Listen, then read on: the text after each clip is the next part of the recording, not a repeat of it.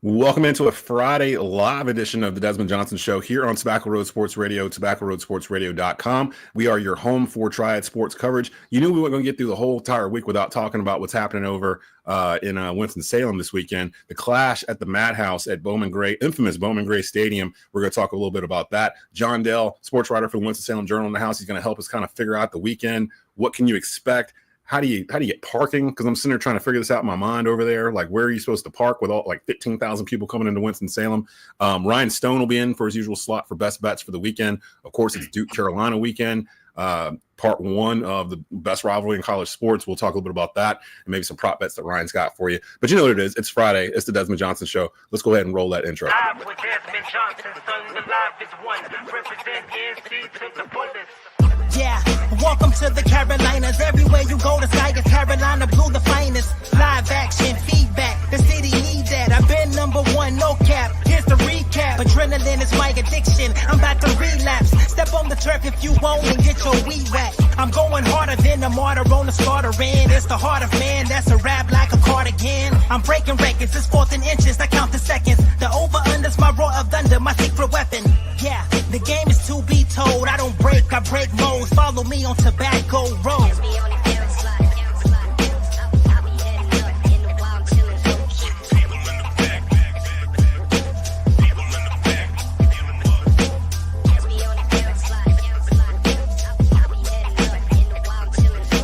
Live with Desmond Johnson, son, the live is one. Represent NC to the fullest. And it is a Friday edition of the Desmond Johnson Show. We are live today here on Tobacco Road Sports Radio. Follow us, rate us, subscribe us on our YouTube channel, youtube.com/@Tobacco Road Sports Radio. The audio for the best of the week will be on WWBG 1470 AM out in Greensboro at 5 o'clock today. It'll be on in Winston-Salem on WTOB 980 AM, 96.7 FM at 6 o'clock today. John Dell in the house with us, Winston-Salem Journal sports beat writer. What's going on, John? How you doing? Good, Des. How are you doing? It's been a good week, and the weather is cooperating for this weekend, I'll tell you. So far, so good. I thought I saw it was supposed to rain like around 5 o'clock later on today, but it looks like it's going to be fairly clear for the stuff going on over on the south side of Winston-Salem. Of course, we pride ourselves as being one of the top Triad sports providers, and one of the biggest things going on this weekend, of course, is the clash at the Madhouse over at Bowman Gray Stadium. For those that don't know, 2 days of actual NASCAR racing going on over at Bowman Gray Stadium, Saturday and Sunday. I wanted to talk a little bit first before we get to the logistics and everything else, John.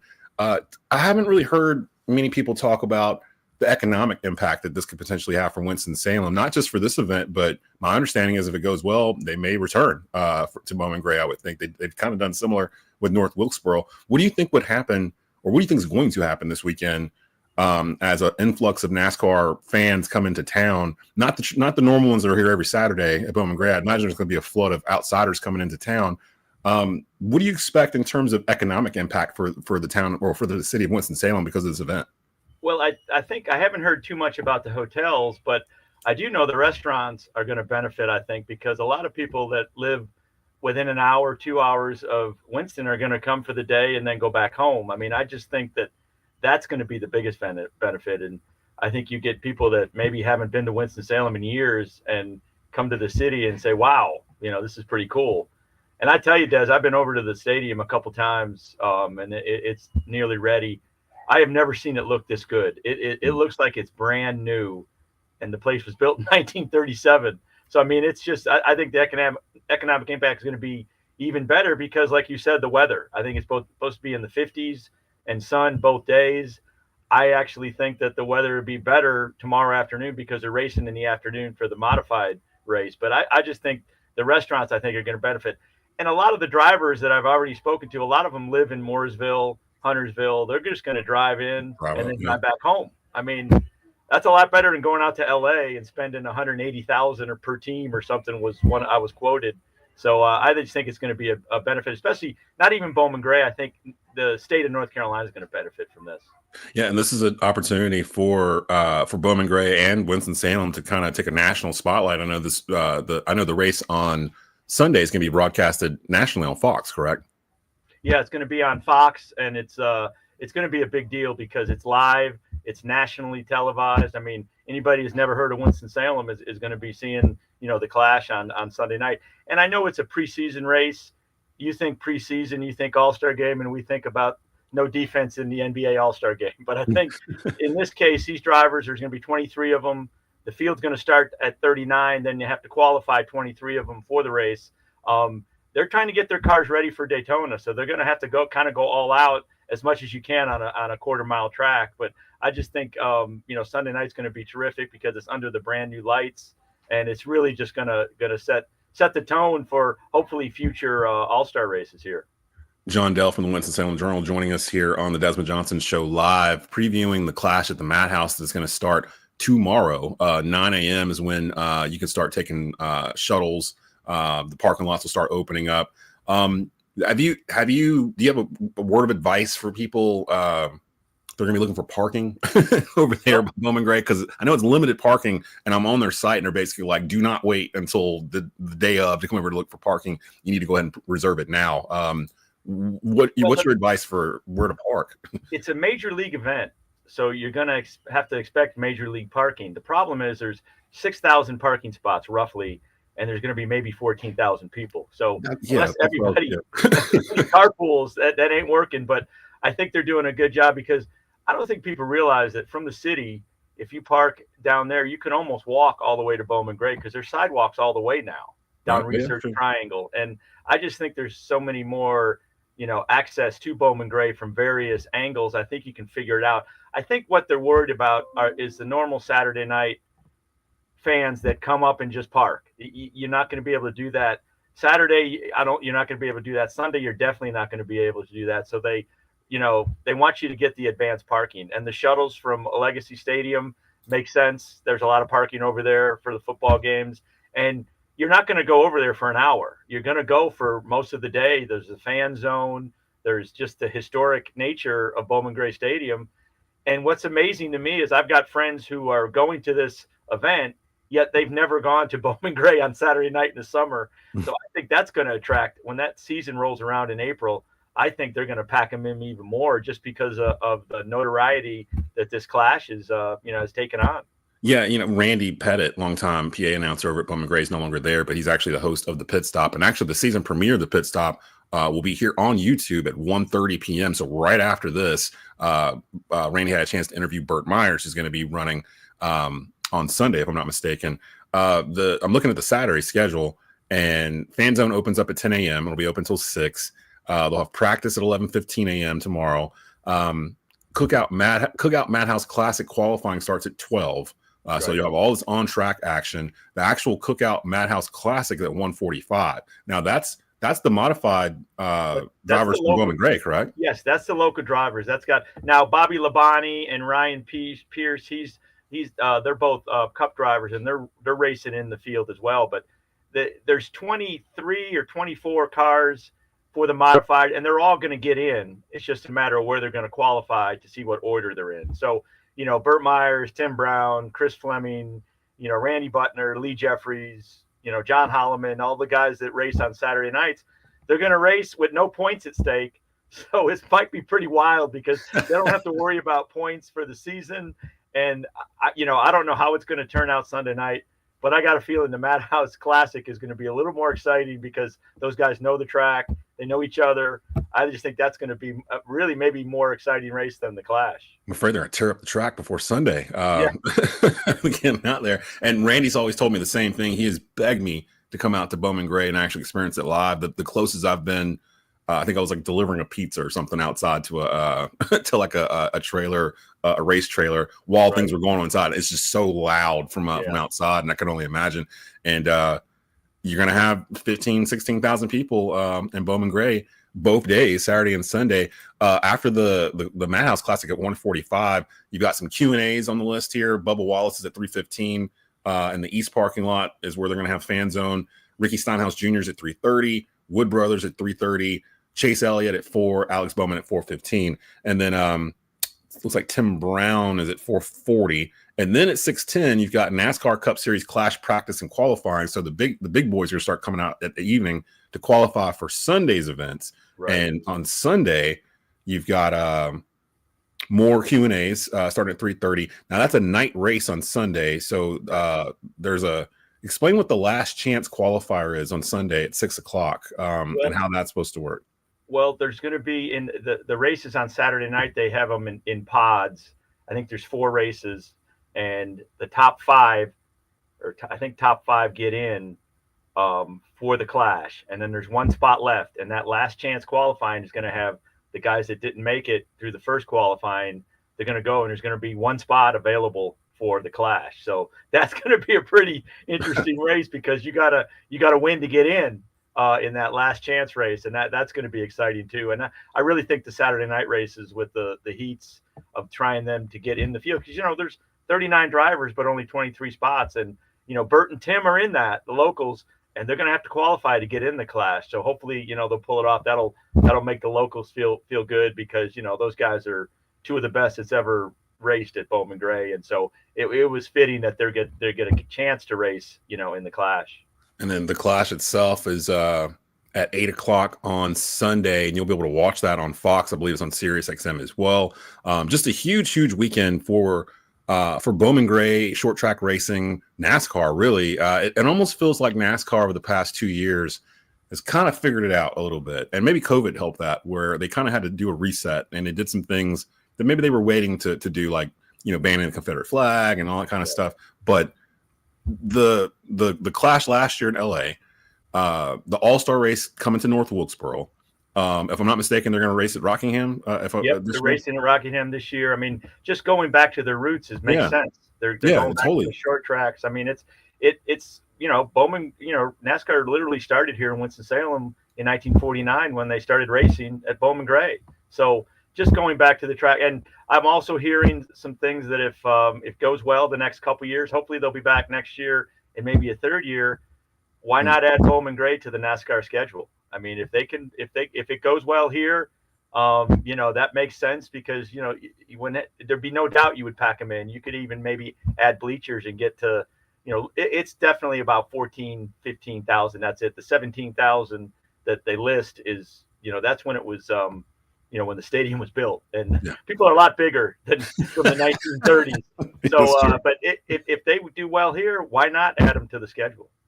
That's totally true. And people, if you don't know, if you live in this area and you've heard of Bowman Gray Stadium, but you don't know the history of Bowman Gray Stadium, go look it up one day. Like there's been a lot of big events that have happened in that stadium nationally. I wasn't aware that in the 50s, the Green Bay Packers played their preseason games at Bowman Gray. Stuff like that. I know from as a kid, stuff like Shrine Bowl and Bob Hope played there. Bob Hope played at Bowman Gray Stadium. I mean, who knew? Yeah.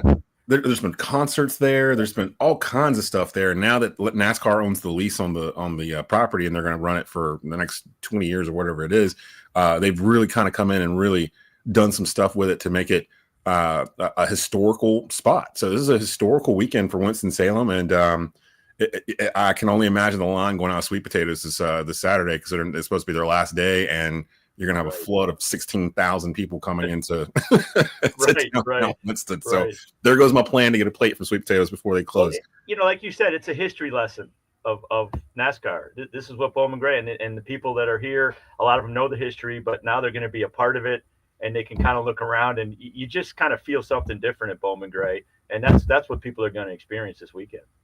Real quick before I get you out of here, I'd be remiss if I didn't ask your opinion on Duke Carolina on Saturday night. I believe 6:30 p.m. tip off on ESPN. It's rivalry week. I'm not expecting. I know if you look at it on paper, Duke should probably beat Carolina by 12, but I don't. That usually doesn't happen, regardless if one team's up and one team's down. Carolina actually swept Duke last year in this series. The games are usually pretty tight. Who's a player from either Duke or Carolina? Because there's always one that kind of steps up, that's not a star, not a big name or whatever, but makes their name known in this game, pretty much. I like the shot blocker at Duke. I think he's. Was it Malachi? I can't pronounce his last name yet. And I mean, when they played at Wake, I was at that game. I was telling people the way Duke spaces the ball is amazing to me. They use every inch of that court, and they run their offense half court, and they get the ball to the best player maybe in the country and get out of the way. I mean, I just think the way that Shire's got them playing, I really like that center in the back that kind of controls the defense. I look for him to have a big game on Saturday. Do you give Carolina a puncher's chance here? I think so, because they have nothing to lose. They love, the rivalry games. I mean, unless, they catch fire here, they're not going to make the tournament. So they're going to have to kind of. This is like, well, what do we got to lose? And in the Duke Carolina game, so much stuff can happen. It's like that's why it's the best rivalry in sports, because you just never know. I mean, there's been times when Duke was favored by 30 sometimes, and Carolina comes in and wins, and it's been the opposite. I mean, a few years ago, who would have thought that Carolina would beat Duke in Coach K's last game at Cameron? I mean, that was unbelievable. I still look at that game and like, that's unbelievable that that happened. I mean, Coach K's last game. They kind of led from beginning to end too. It really, I mean, they sort of dominated, but that's why it makes it so great.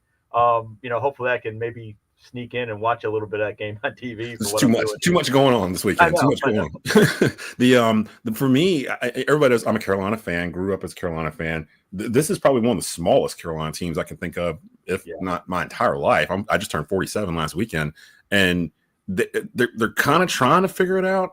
Not having Jalen Washington hurt, so I assume they held him out for this game. So I assume he's going to play on Saturday.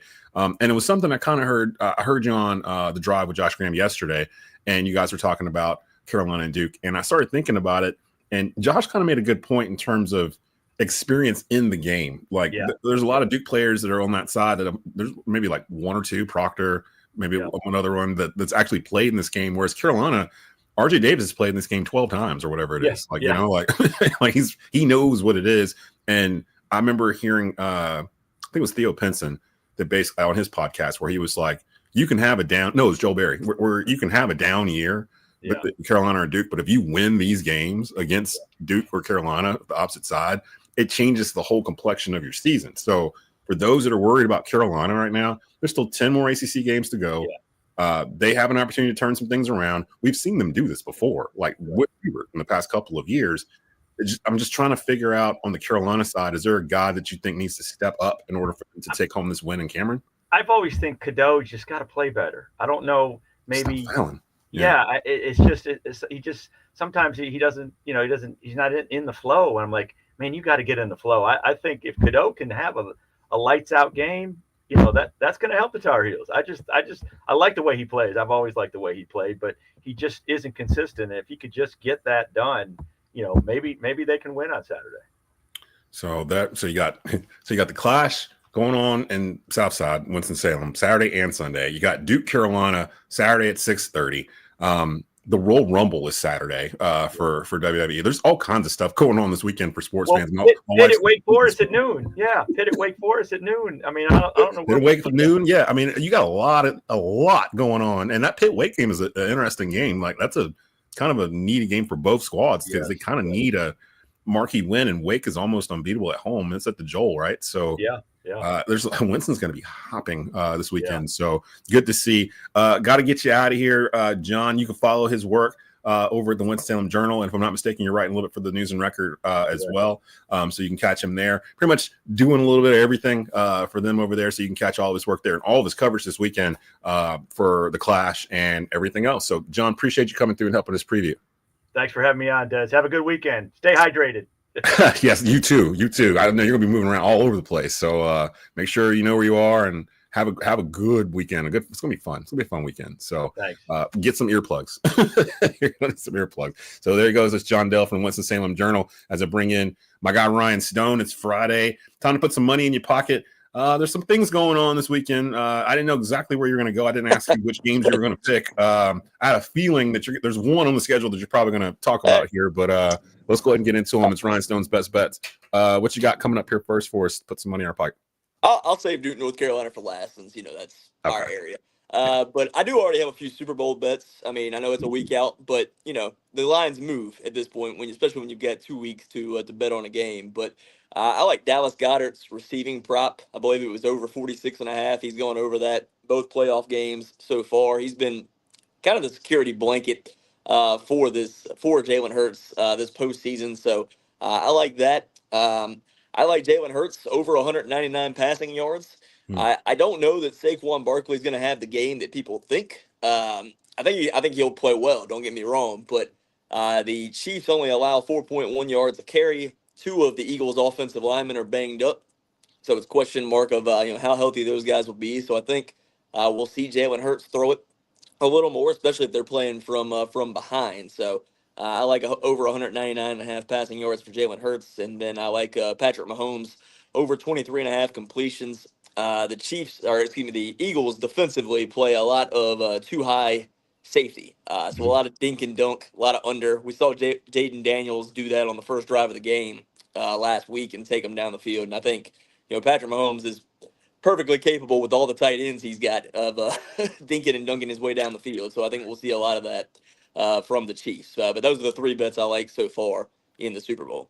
Pat Mahomes is really good at that too, taking what the defense will give him. He doesn't necessarily have to have 275 yards and 4 touchdowns or whatever. He's perfectly fine at $195, 2 touchdowns in the win, and just dumping it off to Kelsey or Pacheco out of the backfield or whatever it might be. That's a little throw that turns to a 9-yard gain or whatever. So I won't call this a pick, but I will say, because of what I just said, talking about the dinking and dunking and all that, and you mentioned, Mahomes may not have the gaudiest stats. Travis Kelce's probably a nice little sleeper MVP bet for this game if they win. Is there a decent payout on it? I haven't bothered to look. Is there a prop bet out there on Travis Kelce proposing to Taylor Swift if the Chiefs win? It's overwhelmingly no. Like you have to bet. I think it was like, I want to say it was like minus 3,300. Like you would have to bet. I think the number I saw, you would have to bet essentially $3,300 to win $100 on no. I could see it. Maybe I don't know. She's gonna be there. She's gonna want her own thing, man. Like I feel like it would be more likely for him to like surprise her at a concert or something like that and do it. Yeah, instead of right. I mean, although if you want to pick a platform to do it, why not a platform where 120 million people globally are watching? I mean, also, do you want to do it if you maybe lose the game? Like that's the I think it's depending on winning. Like, you got to kind of win, because if you lose and it's green and white confetti falling from the sky, I don't know if that's the best time to. It doesn't hit the same for him. We'll have some more as we get closer to Super Bowl next Friday on Super Bowl bets. What else you got this weekend? Because there's a lot of stuff going on this weekend. Yeah, I mean, the only line that's been posted so far is Duke UNC for college basketball. Where do they have it at? Duke is opened as a 13.5 point favorite. Wait, hold on, no. in Cameron, that's not too surprising. I mean, Duke opened as a 10-point favorite at Wake last weekend. So in Cameron, that's not too surprising. I like they opened the over/under at 150. I like the under. That 150 is heavily predicated on what these games have done in the past. Yeah. UNC has failed to score 70 the last 2 games out, and Duke has only given up more than 70 points one time in ACC play this season. They are a defensive-led team. I know a lot of Cooper Flagg's flash offensive plays get all the highlights, but they are a really good defensive team. And I do kind of agree with what you guys were saying about the the experience in the game. That's why, if I was going to make a bet in this game on the spread, and I don't know what the number is, I would guess 6.5, 7.5, something like that. I would probably bet UNC to cover the first half. Yeah. I could see Duke pulling away late, especially if you've got, like a 12-point game, and Cooper Flagg makes 2 free throws, and then you just take a bad beat at 14 points. I also think that number may come down. So I think it could come down as you get closer to tip off, but I would probably lean UNC in the first half if I'm going to make a bet on the spread in this game. I feel like, especially the past 4 or 5 years, the score has always been like low 80s, like 83, 81, 85, 82. Like, yeah, I mean, Carolina's kind of due offensive explosion, but problem is they don't have big men. And I assume that Jalen Washington's going to play on Saturday. They held him out against Pitt. They said there's no structural damage or anything like that. I assume they held him out on purpose so he would be ready for Saturday, because they're going to need his length. I mean, also, I think I read Malik Brown could be back for Duke as well. Yeah, which defensively is a big thing. I mean, Duke has the guys on the perimeter to guard UNC's shooting. I think UNC is going to have to shoot the ball really well in this game to have a chance of winning, and that just hasn't been this UNC team so far this season. I mean, it can happen. It's a rivalry game. Guys play, we've seen it time and time again where the team that's the underdog comes out and wins this game. So, I mean, it certainly can happen. But if you were betting it, I would, probably lean towards that not happening. If they've got that line, if they've got Duke by 13 or whatever, I'm probably, if I'm a Carolina fan, I'm looking at that like, I don't think Duke's gonna win by 13. Like, I don't think it's gonna be like that. Like, I can't remember.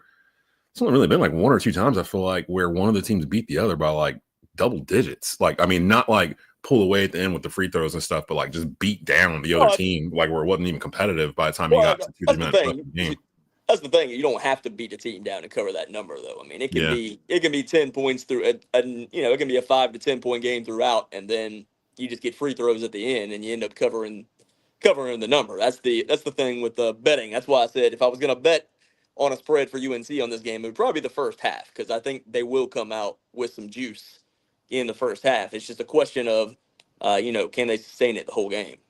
You have any other ones besides Duke Carolina, or? I mean, I think that Wake Louisville game or Wake Pitt game is interesting. I mean, you're probably talking about the winner of that game, at least for right now, being considered the third best team in the ACC. I would think Wake is probably a 3-point favorite. I think in that they are ball favorite. game. Yeah.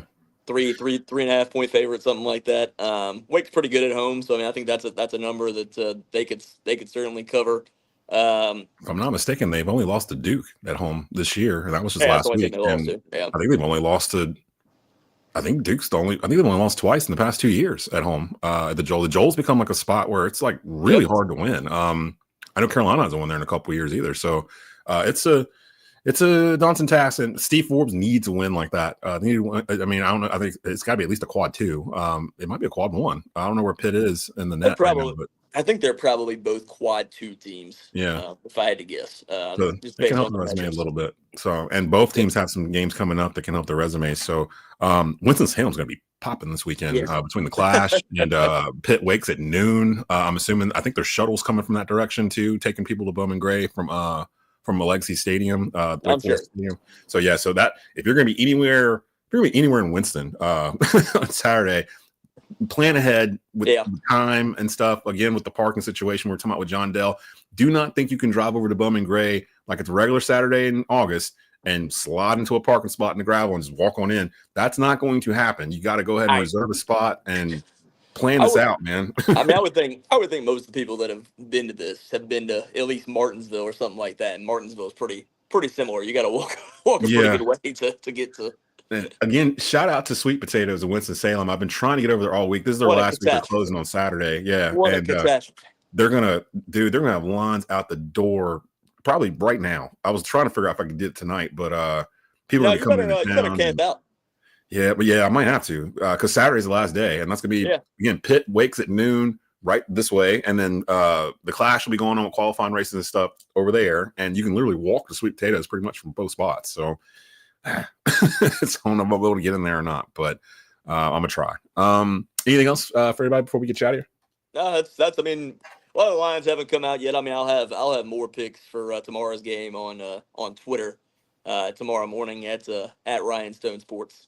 Yeah, follow him on Twitter /X at Rhinestone Sports. Again, Carolina Duke 6:30 Saturday. The Clash at the Madhouse tomorrow. The afternoon races at 1:30. That's actually the modified. So that's all the Burt Myers and everybody that you know from here that races on Saturday will be in that. And then the actual NASCAR race is 8 o'clock on Sunday. That'll actually be on Fox and Sirius XM. And from what John was saying earlier, Bowman Gray looks beautiful right now, like the way they have it set up. You can tell NASCAR came in there and cleaned it up and did some things, and it's really nice. My last thing, Winston, don't act up this weekend. Let's not show out. You know what I'm saying? Like, let's not because we, if you live here, Bowman Gray's got a little reputation of getting a little rowdy sometimes over there, and we're gonna be on national TV, Winston. Let's act right. Let's represent the Trefo in a way that that we'll be proud of when we come to Monday. I really don't want to get to Monday. We're like the lead story on Get Up or something because it was I hope the NASCAR fans that have never been to a race there are ready. Just be ready. Just be ready. That's gonna be great. Mike Greenberg's gonna be leading off Get Up on Monday with the 40-person fight that happened at Bowman Gray on Saturday during the afternoon race. Let me get you out of here. This will replay a little bit later. Stick around. Come back at 1:30, actually, the season premiere of The Pit Stop with Randy Pettit here on YouTube, or on our YouTube channel for Tobacco Road. He interviews Burt Myers exclusively ahead of the Clash. Burt will talk about getting their car ready. He's actually in the qualifier. He's going to actually try to race on Sunday with the NASCAR guys. He's got to qualify first. So he's got all of that for you. That'll drop at 1:30 this afternoon, the video. All this audio will be available a little bit later on across terrestrial radio and the Triad and TobaccoRoadSportsRadio.com. We will see you guys next week.